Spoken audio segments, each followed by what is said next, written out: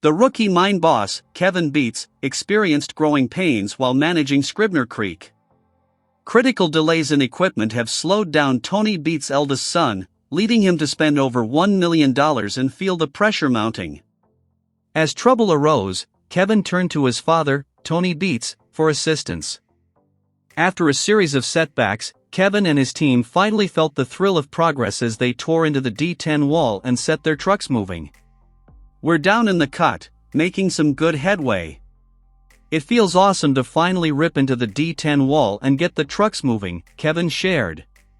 For a moment, optimism coursed through the team as they inched closer to production. Yet, as Kevin knows all too well, excitement and effort alone aren't enough to guarantee success in the mining world. Despite their progress, the operation remained unproductive in its most critical sense. Not a single ounce of gold had been mined. The crew was still deep in overburden, with nothing to show for the $1 million already spent on the operation. For Kevin, the pressure is mounting. "We're getting to some real production now," he explained. "But if we want to keep up and reach our goal, we need to make sure the trucks keep moving." To regain momentum, Kevin set a bold 3-week deadline to transition from overburden to pay dirt. "Bills are still coming in, but no gold is. We need to stay focused on moving dirt and keeping all the machines running. If everything goes to plan, we should hit pay by the end of the month." Unfortunately, Kevin's timeline was soon disrupted by an all-too-common adversary in mining: water. As the team pushed deeper into the Lynx cut, they hit the water table, which flooded the operation. The drainage ditch, designed to channel excess water away, was overwhelmed, turning the floor of the cut into a muddy, nearly impassable mess. Trucks became stuck in the thick mud, grinding operations to a halt. "This is soft," Kevin observed, surveying the difficult conditions. The team knew that without immediate action, their chances of meeting the 3-week deadline were slipping away. The solution seemed clear: a dewatering pump. Brennan, a trusted crew member, suggested bringing in a pump to lower the water table and dry the cut floor, allowing trucks to move freely. However, the team quickly realized they didn't have a working pump on site. "We don't have a pump," Brennan said. "I was supposed to borrow one, but I haven't had time to pick it up yet," Kevin admitted. With the operation at a standstill and time slipping away, Kevin decided to take matters into his own hands. Frustrated but determined, he made the decision to drive 3 miles to his father, Tony Beets' Indian River claim, to look for a solution. "Tony, hello," Kevin greeted as he arrived, looking visibly tired. Tony Beets, known for his no-nonsense approach, quickly remarked, "You look tired, young fella." To which Kevin replied, "That's what happens when you don't sleep," a pointed acknowledgement of the stress he was under. "Why don't you sleep?" Tony asked, his concern clear. "Mostly because I'm fixing your stuff for you," Kevin answered wryly, a hint of frustration in his voice. The conversation quickly turned to business. "Well, what can we help you with today?" Tony asked, getting straight to the point. Kevin didn't beat around the bush. "Well, remember the pump you promised us this winter? The one we're supposed to use?" Tony shook his head.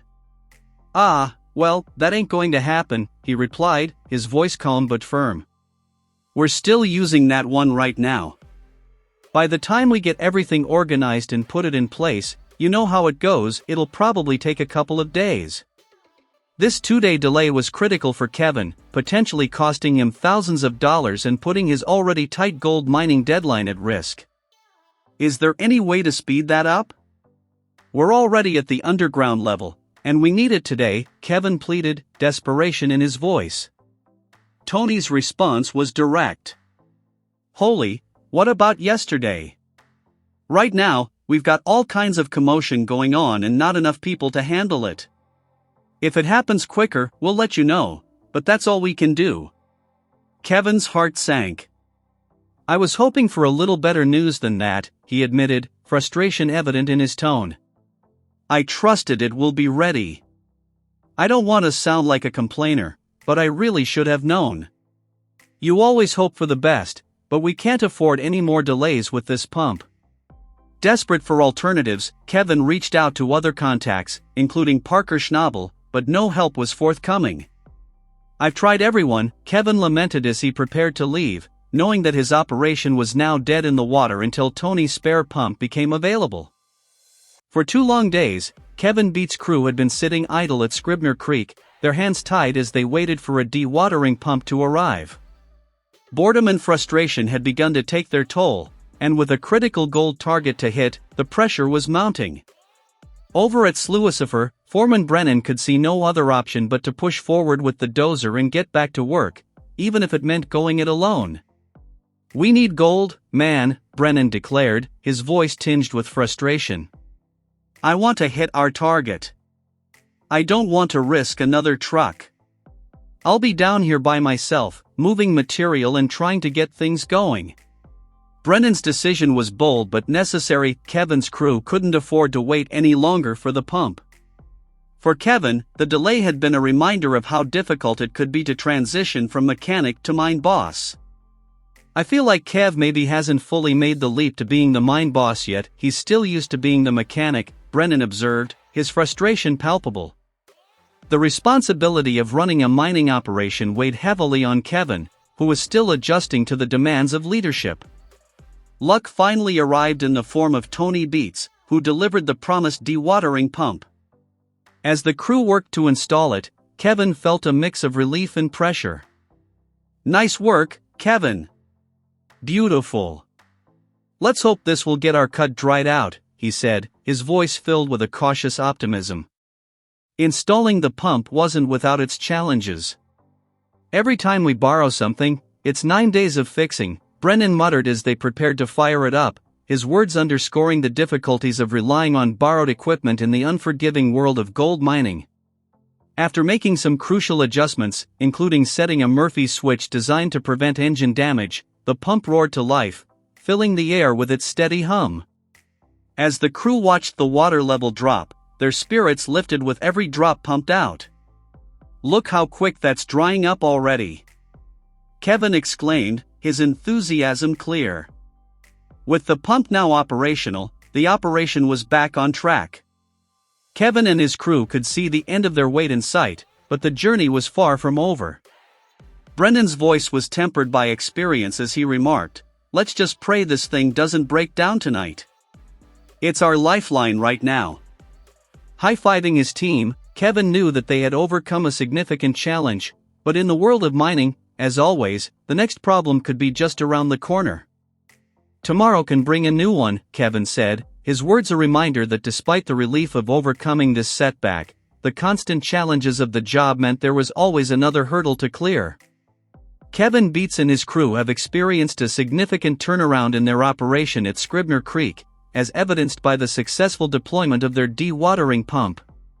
Observing the progress, Kevin couldn't help but feel optimistic. "Look how much water's in this ditch right now, and it's only half full," he remarked, noting the difference from the morning's water levels. "You can see how high it was this morning."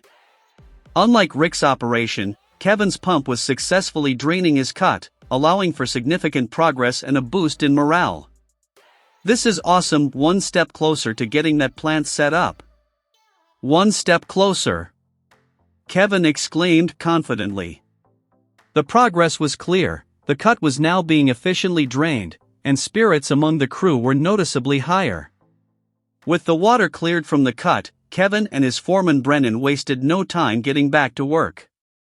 "I'm very happy with the way everything's looking down here," Kevin shared. "We got the pump in, it's been running great, and it's drying our cut out just like we needed. The trucks are moving along nicely, so I'm very, very happy." The improved conditions were palpable.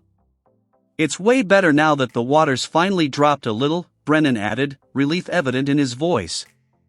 "Hopefully, no more getting stuck."